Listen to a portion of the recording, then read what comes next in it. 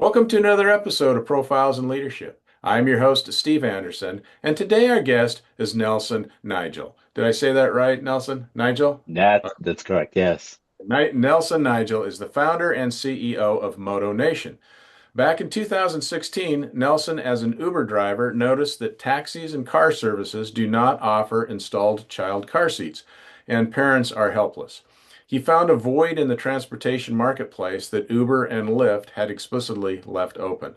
Nelson created a mobile app to provide a convenient and safe alternative to lugging car seats to and from airports to change how parents travel with small children.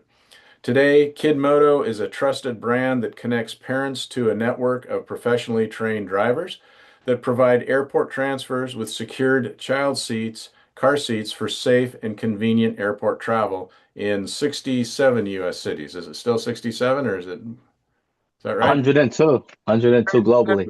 Okay, 102 U.S. cities.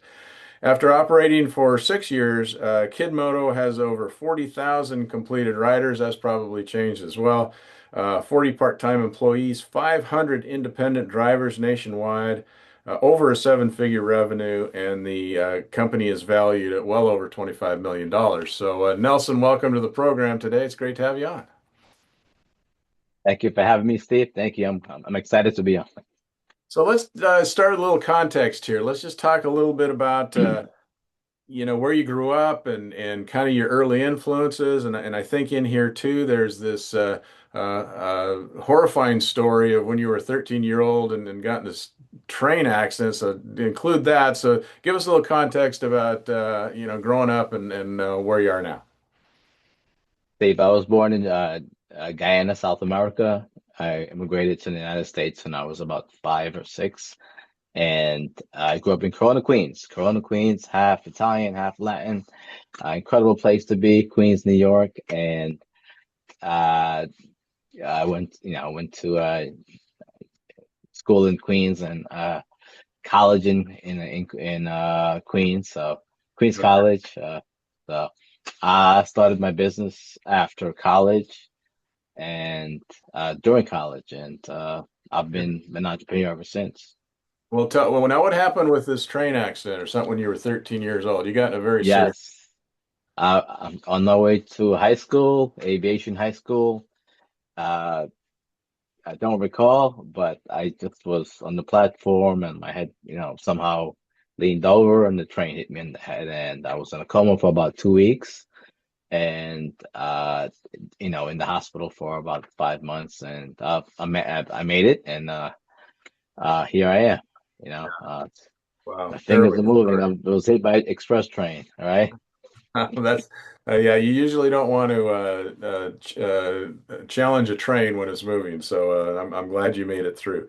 So tell us a little bit about. So you're in college now, and you said you started a business. So tell us what you saw and why you did it at that point in your life. Uh, I was, you wouldn't believe this, but it is what it is, right? Uh, College kid into car stereos, and so, I just wanted to mess around with car audio, and I think that may have been one of my first businesses, making speaker boxes, Okay, okay, and you. and like a summer thing, and graduated, and I figured out that working for a financial firm, and figured out that corporate America is not what I want. Yeah. Okay. So from that, from corporate America, then you, like you said, you're kind of a serial entrepreneur. So you started doing a lot of different things. So what was your first venture into the entrepreneurial world besides the Yeah, speaker box? which of course speaker boxes was total failure, right? So so I think the first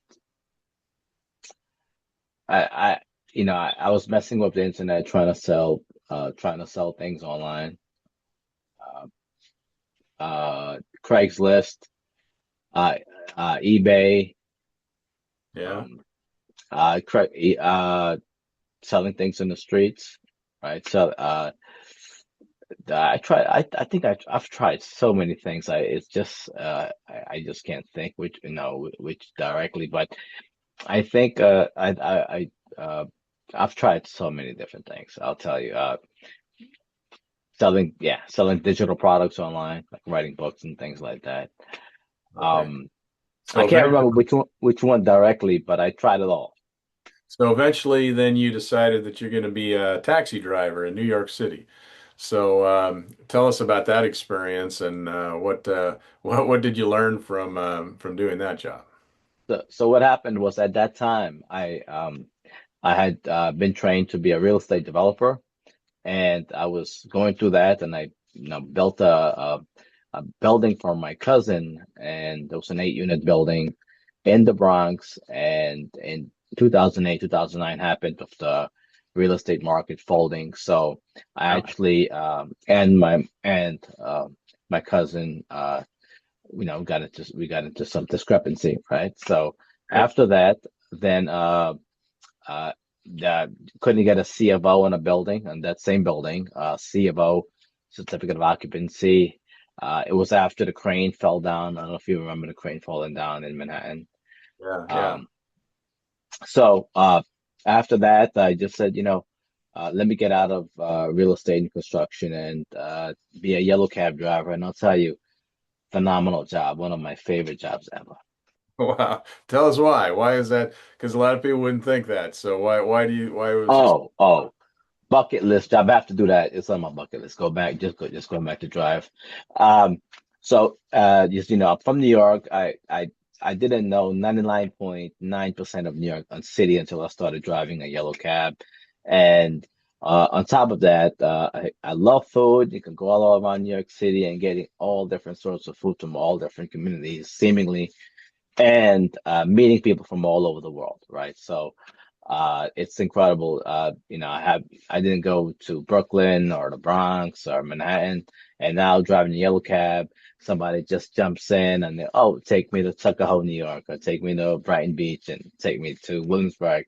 And it's exciting because when you get there, you can, stop off and, grab a bite to eat and things like that. And of course, New York City architecture, uh, engineering is just amazing. So I think, because of that, I loved it driving a yellow cab. Loved it.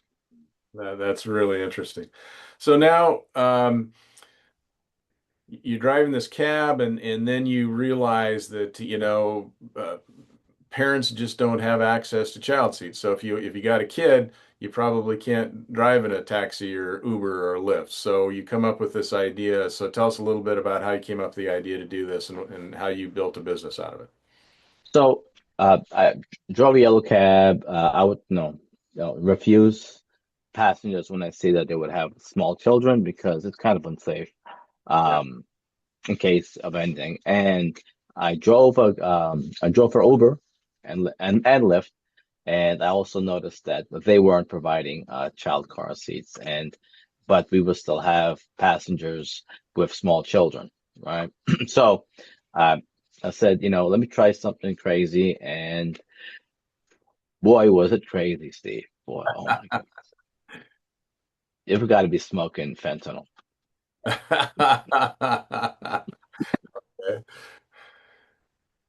Boy, was it crazy, just to start a company to say, okay, we're only going to do an app and only do airport transportation and only do child car seats. And on top of that, pre-installed child car seats. Oh, forget about it. You've got to be, in a different planet, right? Yeah. But yeah, I did it. It's 9 years later, and we're now in 102 cities. Um, and we have customer acquisition in 80 cities globally. So imagine that, like we're a mobile app and with the leaders like Uber and Lyft, and we're able to have consumers, use our app in 80 different cities. It's just amazing. It's mind blowing.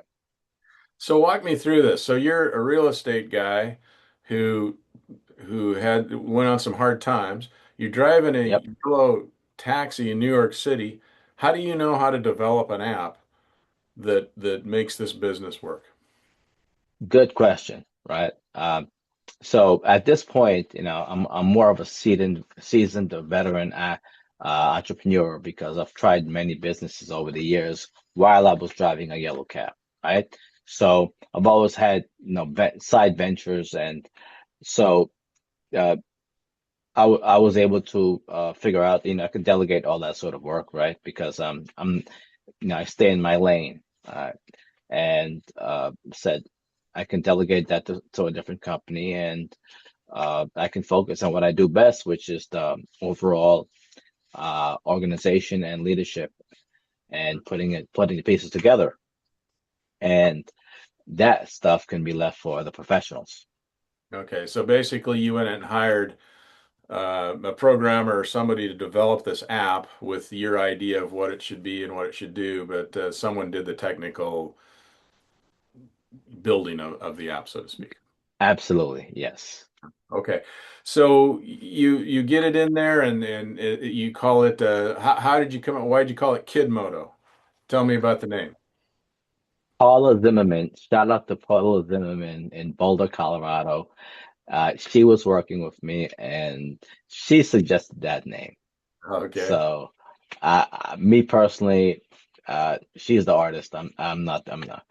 She suggested that name because for me, I think I would have come up with something like children's transportation or something like that. I don't. I'm not that creative. Okay.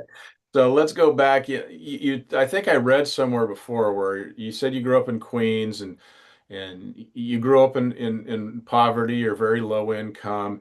You've tried these, had the serious accidents at 13-year-old. You've tried multiple businesses that didn't make it. Where does this resiliency come from? Where does this drive to just keep going and you don't take no for an answer? I was always an athlete growing up. My original dream was to be in the Olympics or boxing, and I don't know. Played all sports, and uh, it's the training. It's the mental training of never giving up, but just keep going. Yeah, that is awesome. So the other thing that I think is amazing about your story is that you built this company, which is a very viable company right now, but you bootstrapped it. You didn't get any outside funding. You didn't get, investors. How do you do that? I mean, you just that It, seems it's almost overwhelming. it's insane to be here with no investors, with an app in 102 cities, and to have this reach. It's insane. But I was able to do it because I realized that investors were not interested in something as boring as children car seats. That's number one. Number Yeah. two, investors thought that anybody can install a car seat, right? And of course, everyone thinks, oh, well, why doesn't Uber do that, right? And so therefore, I can either, and finding investors is super hard. So instead of focusing on finding the investors, I focused on building the company. Okay. And so Yeah, you just bootstrapped it, and obviously you didn't make any money for a while, and so you're probably barely getting by. But I guess did you do this while you were driving the cab? So you had some income for the. I actually drove Uber part-time when I first started. I think for about 6 months, and then things got better. But oh, forget about it. It was super hard. Yeah. It was the amount of energy it takes. The amount of energy it takes to put a company together. Forget about it. It's hard. And I know it is, and it's just really impressive. So now you've got this company. We heard about some of the stats. So how many people do you actually employ, or is it all you just independently use independent drivers and that's how it works? It's professional companies providing the services, right? Yeah. And professional drivers. So it's not the Uber, John Doe working at Pet Boys type of thing where all the drivers are professionally insured and vetted, and the companies, right? And where they are trained to install the child car seats. And I think we have about uh, 300 companies in our network, Okay. which could be over, I don't know, 900 drivers globally, and uh, we have drivers also, and uh, yeah, it's amazing just to So be able how do to. you market it? Like I'm trying to figure out that, you give this great idea, you build it up with bootstrap type of structure, and then you've got to get the word out. People got to know it's there. So how do you do that? Okay, that's a very good question, Steve.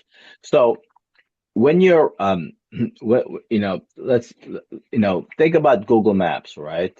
Um, I go outside, I want to go to a restaurant, put on Google Maps. It gives me a course of action of how to get to that restaurant. You follow me?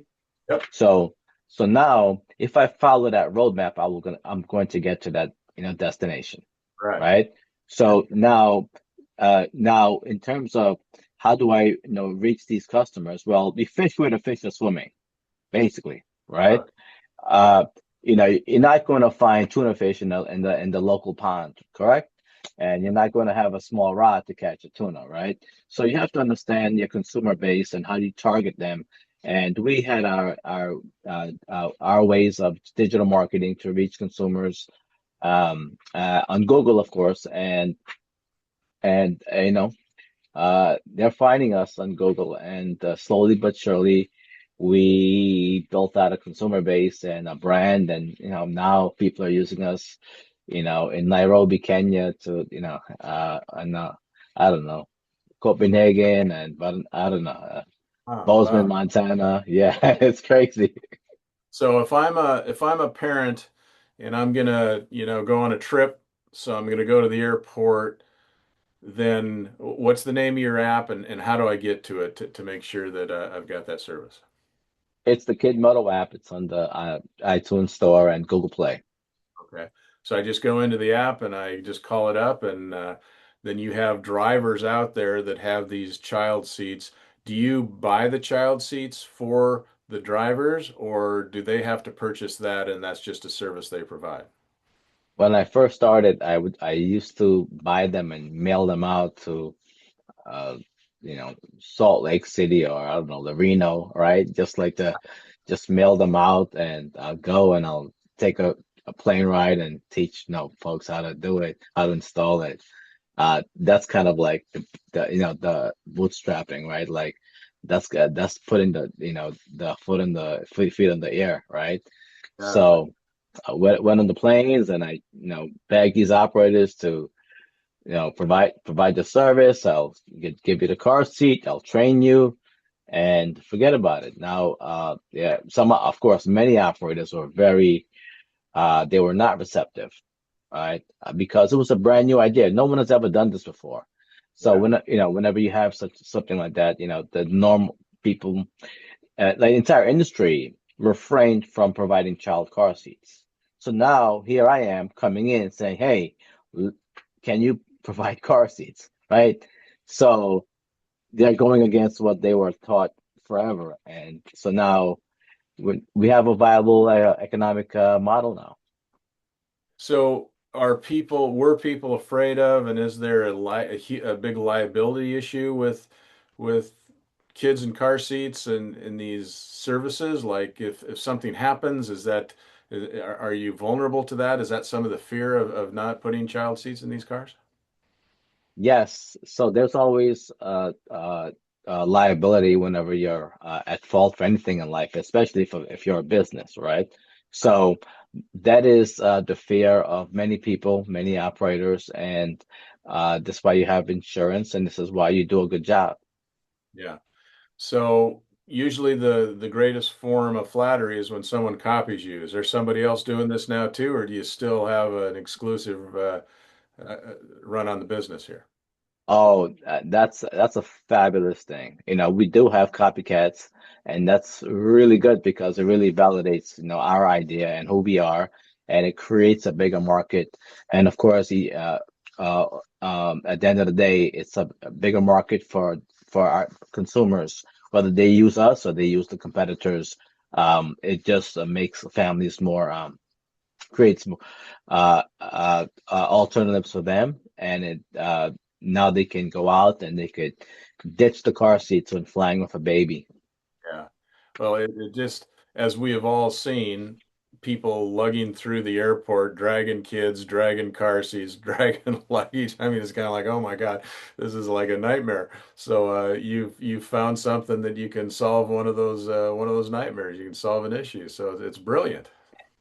It's thank you. It was hard, and but execution, it's a great idea, but execution is what brings it to reality.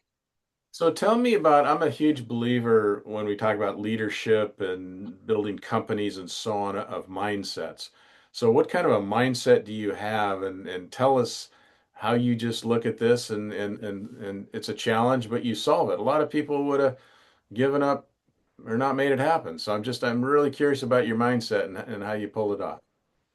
The mindset is refuse to lose, Yeah. refuse to lose, right? And um, as long as you have uh, as long as you have energy and you're willing to keep working, it can happen. There always has to be a way. Just keep going. There is no stopping. I'll tell you that. And you, for me, that's just been my mindset. I won't stop. I can't stop. There is no going back. The plane has left the train has left the station. Well, where did that come from? Is that parents, family, just your own desire? Where does that drive come from? Because let's be frank, not everybody has that. I don't know. I've always been. I think it's the athletic background. I just can't lose. I don't know. I won't Yeah. stop. I won't stop. You just keep pushing yourself, right? You just keep Now pushing yourself. this is going to be published a few weeks down the road from when we're recording it right now. But Mhm. what about your Knicks? I mean, you could have been at the Knicks parade today, right? Yes, I could have been at the Knicks parade, but I know we've canceled a couple of times, and I had to cancel everything. So That's well, congratulations to you, New Yorkers. That was a big exciting thing. oh, thank you. It's the Knicks. It was been a long time, right? So, where So are you located, So I'm Steve? located just a little west of Seattle. So I'm in the Pacific Northwest. So we couldn't be further apart from each other in the U.S. Coast to coast. Didn't you didn't you guys just win the Super Bowl or? Absolutely. Seahawks, Seattle Seahawks won the Super Bowl last year. We're flying pretty high too. So we got Okay, there you go. yeah. So talk about so you have these drivers and so on out there that aren't really employees. They're using a service. Do you have employees that actually work on the business day to day? Oh, absolutely. Yeah, And we have about how many do you have? we have about 14 to 16, I believe. Okay, okay, great.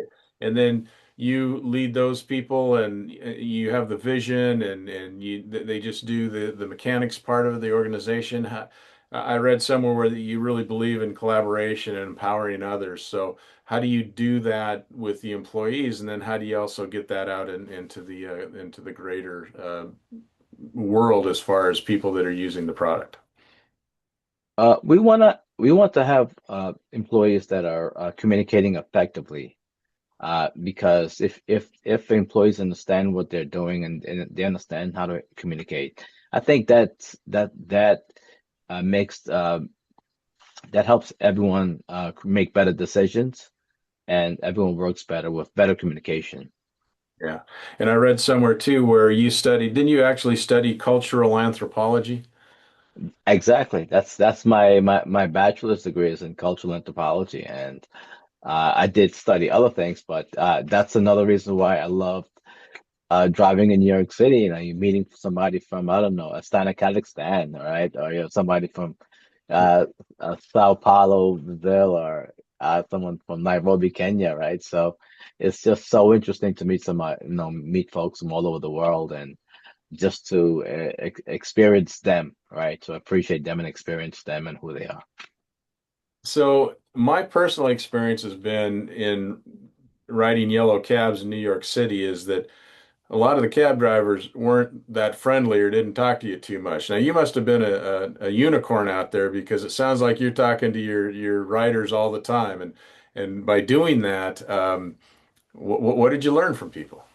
Oh, forget about it. I learned that I learned so much about people just driving. That was a whole ethnography in and of it itself, you know. It's like a whole entire study of people, and people are awesome. People are awesome, and just from everywhere, you know, everywhere they come from, everyone is awesome, and it really helped me understand the world, and now, you know, as Steve Jobs once is famously credited for, you can't count the dots going forward. Going forward, right? You can only count them going backward, right? So I think that has helped me understand people and understand employees and being able to understand vendors globally, because now that we're a global organization and we have vendors on the ground, whether they're in I don't know, in Riga, Latvia, or they're in Belgrade or Barcelona or in Los Angeles, right? They all come from different countries, and being able to communicate with them, you know, whether they're, I don't know, Serbian, or you know, they're, you know, Bulgarian, or they're, I don't know, Mexican, right? Yeah. It helps me communicate with them better, and totally love it. Totally love it. So I think I know the answer to this, but I'll ask it anyway. There's probably days you want to go back drive that taxi. I do. I do. I would love to go back. How's my lighting, by the way? Sorry. It went down for some reason. Okay. Yeah, Excuse me one we'll second. take a pause here. Yeah, go ahead. My computer. My my computer screen went blank. That's You know, it went to sleep. Oh, okay.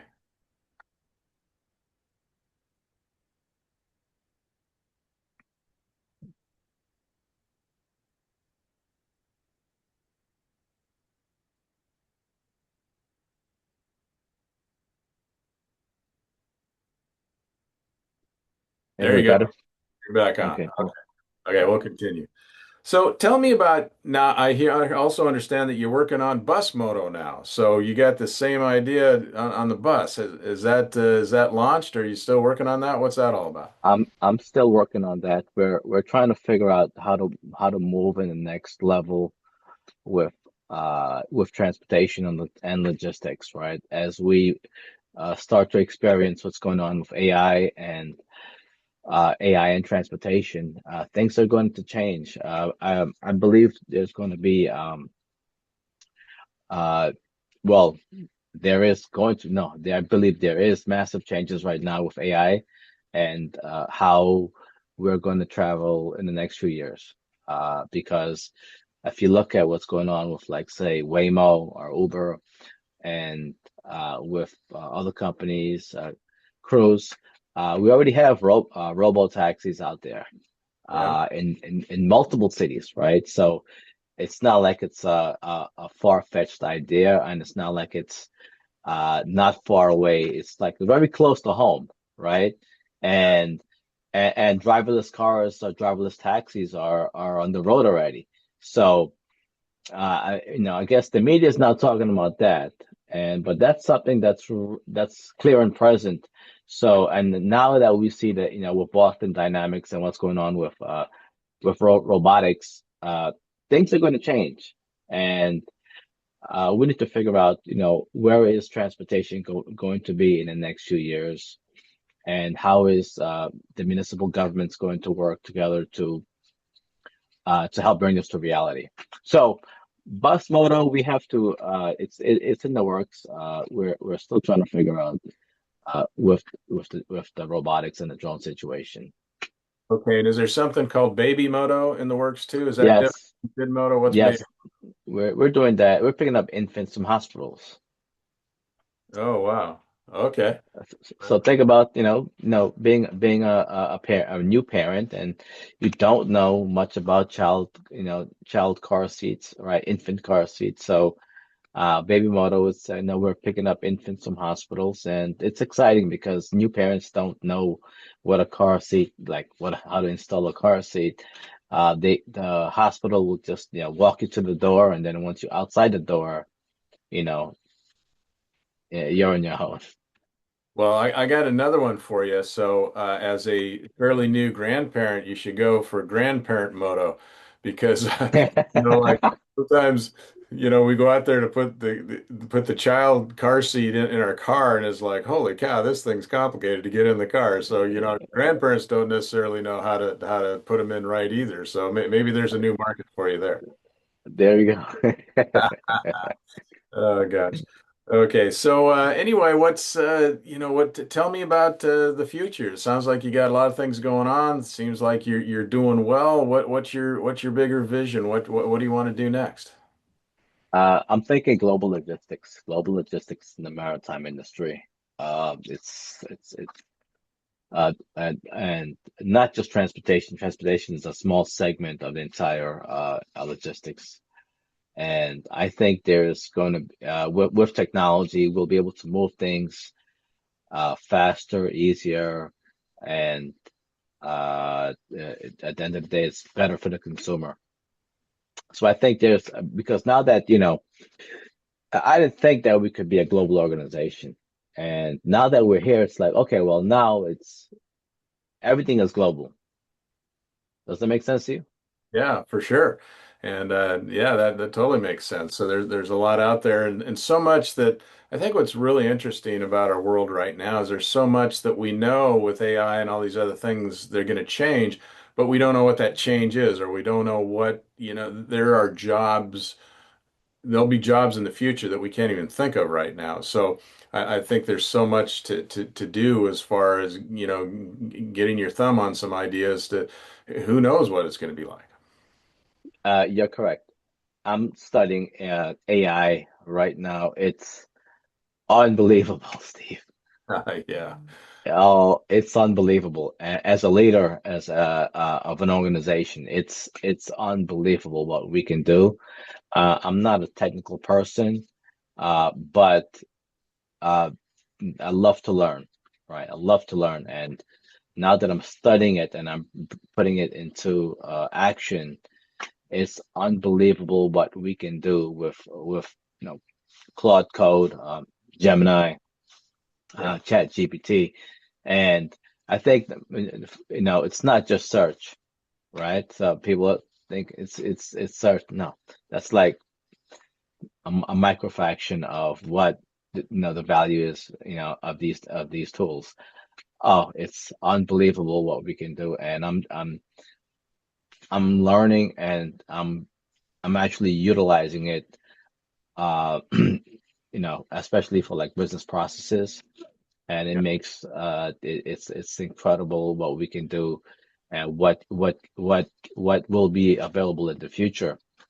And that's one of the reasons why I said we don't know what's going to happen in the near future with transportation, because now think about it. You have these robots from Boston Dynamics, and that can dance, right? Probably dance salsa, right?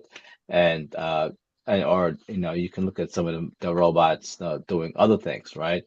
And you can look at what uh the animations that we see on, I don't know, Instagram, Facebook.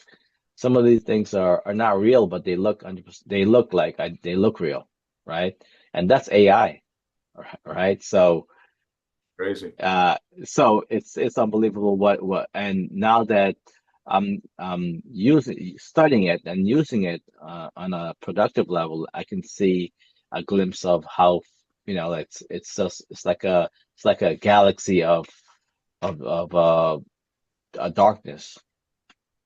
Well, it's interesting to me too. You take like an industry like the trucking industry, and most accidents that happen are because drivers fall asleep or they make some error, and you can make the argument that, a driverless trucking system through AI could actually be safer if people can just get used to seeing a big 18-wheel truck go by with nobody driving it. But I think that's an industry that I think is going to change dramatically. I think that's already out there. It is. I mean, but it's not common. I do think people are trying, it's just like the Teslas that drive themselves too, where it's possible, but people are still a little afraid of it, I think, because it's such a radical change. You're right. You're right. It's a radical change, and uh a few years ago, I would probably have been apprehensive to jumping in a driverless car, right? And but now that we're starting to see that, hey, you know what, that you know that te that that no that driverless car is not drinking and driving, Exactly. Exactly. That makes a big difference. Uh, right? So oh, it's incredible what's happening right now in technology. so in anticipation of our discussion today, Nelson, is there anything I haven't asked you or anything we haven't covered that you want to be sure and get in the program today? Uh, I recommend everyone to get involved with AI actually, right? Learn AI if you're an entrepreneur, if you're a leader, you need to understand how it works because it becomes simple and there's a learning curve to it, but it's inevitable and it makes our lives easier as leaders and entrepreneurs. It makes our lives easier And to yeah. And you're a guy that you're relationships guy, you're a relationship builder. You talk to people in taxis, you talk to people all the time. yeah. It's interesting that you're embracing AI. I would assume then that your stance on this is AI can really be helpful and do wonderful things, but you still always need that relationship side of what makes humans human. Oh, 100%, right? So, there's always going to be jobs. I'm not saying that AI is going to, we don't need humans for these jobs because you do. But the relationships are always, we're primates, right? So we always need that interaction. And that's why we have so much activity on social media, right? So because we're primates. It's so funny, with your cultural anthropology background. You're probably thinking when someone's studying that field 150 years down the road, they're going to look back at us and say, "Geez, they were so behind the times. They didn't know what was going on." It's going to be just so different. It's just kind of mind-boggling. Well, we are losing that connectivity with that person to person connectivity with the way for example how people are texting and they're not communicating Yeah, in as much. So we are kind of losing that and uh it's not good. yeah, yeah, yeah. I can get it. Well, Nelson, this time in the interview, I always ask my guests the same common question. So that question is, in relation to leadership, what is a pearl of wisdom that you could leave us with today? A pearl of wisdom. The path to greatness is along with others. Yeah, Grow. Well said. Well said. Well, Nelson, this has been a pleasure. I mean, your story is absolutely unbelievable. It's from where you started and the challenges that you had, and then you overcame them, and then you keep going, and now you got this niche that, no one else thought of, and I'm impressed. It's a great story, and I commend you for, just keep going forward and making something happen in the world that we need. Dave, I appreciate that. Thank you. Thank you. And thank you for having me on your show. I was just so excited about being on your show.